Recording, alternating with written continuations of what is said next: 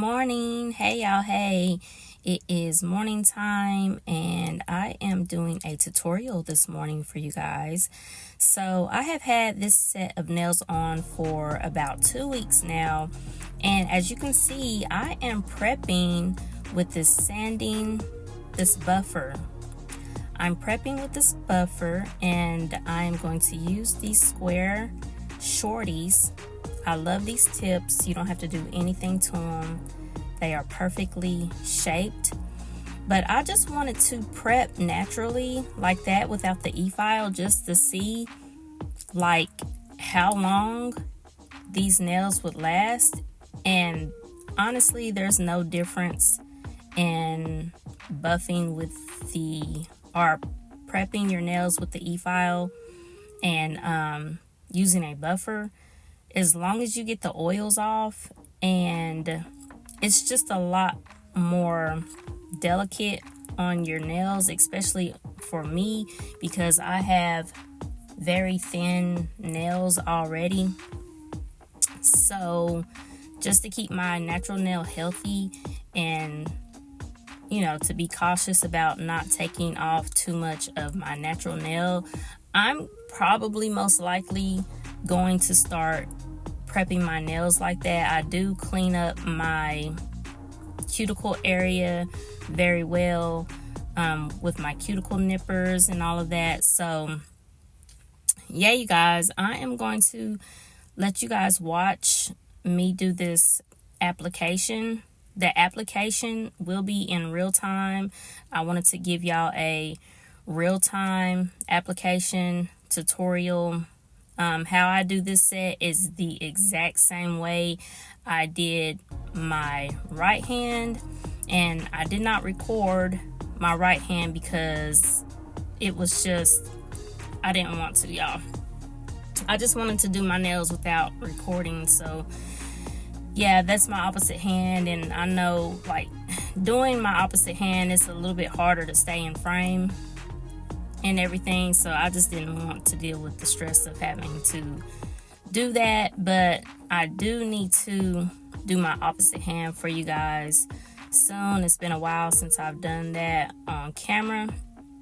So right here, you guys, I am laying down a thin layer of this gel polish, and I'm going to cure, and I'm going to go in with a second layer. This is an important step, believe it or not, because if you put the gel polish on there too thick or uneven, when you encapsulate with the clear acrylic, if it's like bumpy or lumpy, there's no way to fix that. So make sure your gel polish is on there nice and smooth, because when you cap, if it's not, you're gonna see it through that clear acrylic. So now I'm gonna use this red iguana and put a clear layer on top. You have to do this or the monomer will eat it up, will eat up your gel polish. So always cap with clear. I'm gonna use this knot polish. And before I do any of my sets, I always put down a clear acrylic layer on my nails, because most of the time, well, all the time, when I do a new set, I file down to the clear acrylic and then I just start my new set. All right, so I'm going to let you guys watch this. I kind of want to talk y'all through it. This is supposed to be a tutorial, y'all. See, I'm already trying to talk about something different because I wanted to tell y'all what happened to me. Y'all not gonna believe what happened to me. I almost won the lottery, y'all. Like, I literally was one day off from winning the lottery, y'all. Like, cash 3, $40,000 one day. And I could have won it if I went and played when the numbers were given to me. The numbers were given to me, y'all. I cannot make this shit up. Do you hear me? The numbers were given to me. And when they were given to me, at that moment, had I had went and played, I would have won. But in my mind, I was like, it was on a Tuesday when the numbers were given to me, right? Y'all know I'm off on Wednesdays. So I was like, I'm going to go play those numbers tomorrow. I checked. I didn't think I was going to win, y'all. I didn't think anything of it. I thought I was just being silly, you know. I didn't think anything of it. Thursday, I had looked at the cash 3, y'all, and I had the numbers. Y'all, like, what the hell? I had it, y'all. Had I went and played when they were given to me, I would have won $40,000. Can y'all believe that? Y'all. Anyway, so when you're doing your acrylic, you wanted to just take your time, especially when you're doing shorties like this. I'm going to come back and do a second coat of this, and it seems like you're going slow, but this is in real time, y'all, and this video is only 20 minutes long. So it might seem like you're going slow because you're taking your time and you're using small beads, but actually you're going fast, y'all, because if you're trying to go too fast and you're getting beads that are too big and they're too wet and you can't control them, and they're melting all on the side of your hand, and you have to clean up and all that, and it's just, if it's lumpy, then you got to go and do all that filing. It's going to take way longer.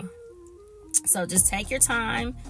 You're going to set the bead about 2 centimeters under. This is important, y'all. Set the bead about 2 centimeters under your cuticle, and then press down slightly. Press down slightly, and then you can just start pushing that bead up toward the cuticle where you need it to go, and then just drag it down. With these shorties, it's not hard.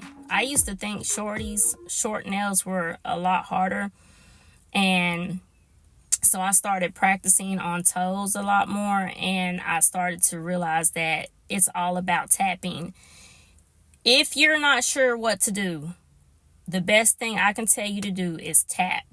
You want to place the bead, push it down just a little bit, and then tap, tap, tap into place, and then you can start swiping down. So you put the bead, press into place. You want to kind of get that acrylic across evenly before you start swiping down. So especially if you're doing an ombre like this, so that your ombre can be even for the most part. So I'm gonna go in with after this, and this Valentino acrylic dries so fast, y'all. So if it starts to dry a little bit, you can use the butt of your brush and just turn it to the side, slightly press, and then drag down like you seen me do. Because if you try to press the brush while it's vertical, you could put a dent in the middle of your nail, and you will not be able to get that out. It's going to be hard to cover that up. So anyway, guys, this is all in real time. Like I said, I'm going to go ahead and put on this second layer just to build the color up and build the nail up a little bit more. You don't really need a apex per se on these short nails. I mean, not like a huge one. It can be a little bit thicker at the top, but you don't really need a huge apex on shorties like this. I really like for my nail, when my nails are short like this, I really like for them to be basically kind of even pretty much all the way across, especially if I'm going to be using charms and stuff like that, because you don't have a lot of room to work with, to place charms or stickers or do nail art or whatever you're going to do. So I like for it to just be kind of like an even surface. So y'all, let me tell y'all, I got 10 minutes to tell y'all what happened. Y'all, I'm going to insert pictures too. If y'all see my community tab, y'all will see the proof there as well. I'm just shocked, you guys. So y'all know my client has dementia, right? And she has full-blown dementia, and she's in and out a lot. She's not like totally gone, but she knows who I am. But some of the times when she's really, just out of her mind, I feel like she might have, like, I don't know, y'all. I don't want to tell y'all because y'all going to think I'm crazy. But I am a little crazy. But I really feel like she might have angels talking to her in the room or something. She might have devils talking to her too, honey, because sometimes she get evil as hell. But anyway, on this day, she was just, she was awake, but she had her eyes closed. It was like they were kind of closed, but they were kind of open too. And she was like, I don't know if she was awake, y'all. It was like she was asleep and awake at the same time. I don't know. She is old, y'all. She's almost 100 years old. So if you know anything about, dealing with the elderly and hospice care and all that, when they start to get at that age, it's like they are in between worlds. I really feel like they're in between worlds, y'all. And she wasn't quite asleep and she wasn't quite awake. She may have been in between. She may have been talking to someone. It's really spiritual, y'all. It's really spiritual. And if y'all don't believe me, y'all might believe me after hearing this. So she shouts out this number, and before she shouts out this number, y'all, she started talking in this deep voice. And I had my earpods on, but I could still hear her. And when I heard that voice, I took my earpods out because I was like, that sounds like the man that raised me. That sounds like the mob boss that raised me, like literally. So that caught my attention. And after I took my earpods out, she screamed out this number after she caught my attention with that voice.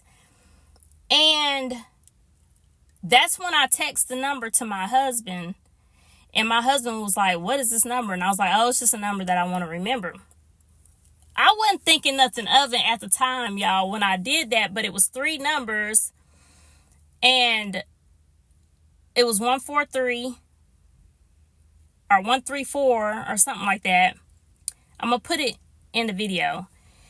And I wasn't thinking anything of it. So I sat back down because I kind of like stood up because it kind of like, startled me a little bit because I was trying to hear what she was saying. And then, so I talked to her for a second. I sat back down. I texted him those numbers. And then I was like, you know what? It was 3 numbers. So I was like, I'm going to go play the Cash 3 tomorrow. Y'all, when she said those numbers, it was a little bit before noon. The Cash 3 at noon, those numbers hit. Had I had left work, there's a gas station right up the street. Had I had left work when she said those numbers, which I could have left because she wasn't like acting crazy or nothing like that, trying to get out of bed or anything like that. Had I had left and played those numbers, I would have won $40,000. But I was at work and I really wasn't thinking, that them numbers were going to hit. And even when I went to myself, I said, okay, I'm going to play those numbers tomorrow. Tomorrow's Wednesday. I'm off.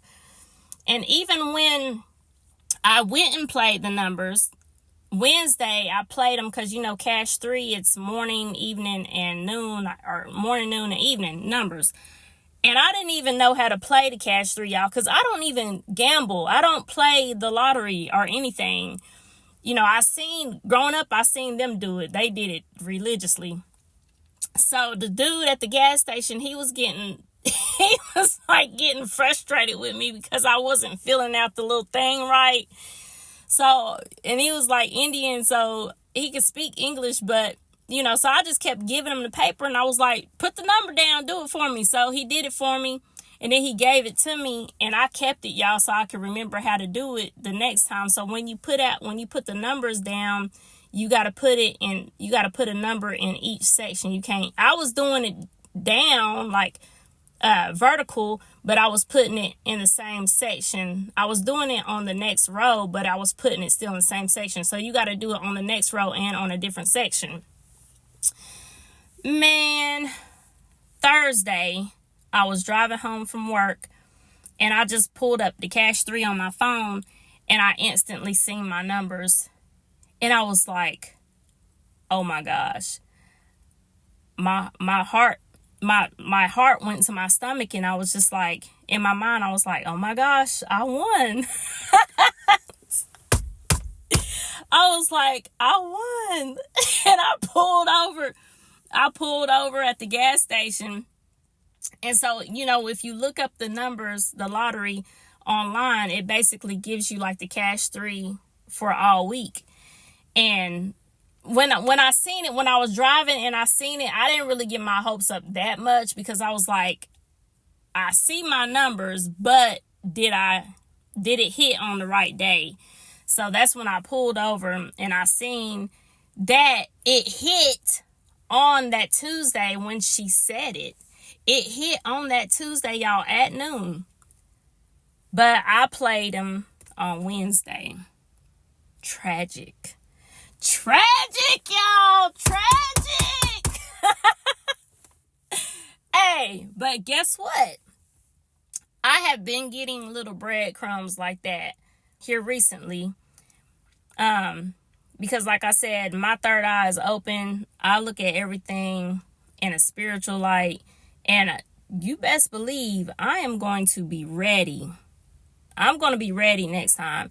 And I texted her daughter, and I told her what happened. She couldn't believe it.